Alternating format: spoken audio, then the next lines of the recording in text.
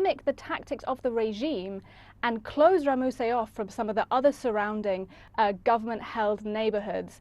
Now, if they're able to do that, if they're able to control Ramuseh, it may suggest that their strategy here is, rather than breaking the siege of Aleppo physically, what they may do instead is enter into a kind of negotiation with the regime where they say, we will allow aid into your government-held neighborhood in Ramuseh in exchange for breaking the siege and allowing desperately needed humanitarian aid into the east as well. Now, the Syrian government has responded to this by launching major airstrikes, not only on those rebel front lines in Ramuseh, but also in the besieged east of the city. But I think that the efforts by the rebels here are really an indication of just how important that final bastion in East Aleppo is to them and how much they don't want this to fall into regime hands.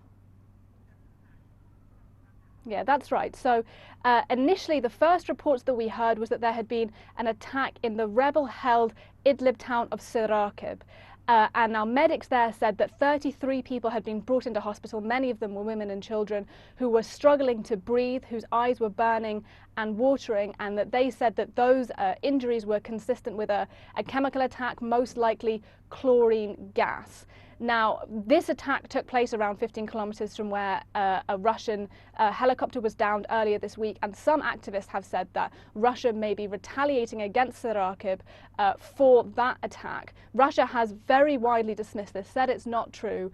And meanwhile, as you said, the regime is saying that another 5 civilians in its areas in Aleppo have been killed by a rebel chemical attack. Now, we don't have confirmation definitively of who was responsible for either, but what we do know is that according to the United Nations, the majority of chemical attacks in Syria are thought to have been done by the regime.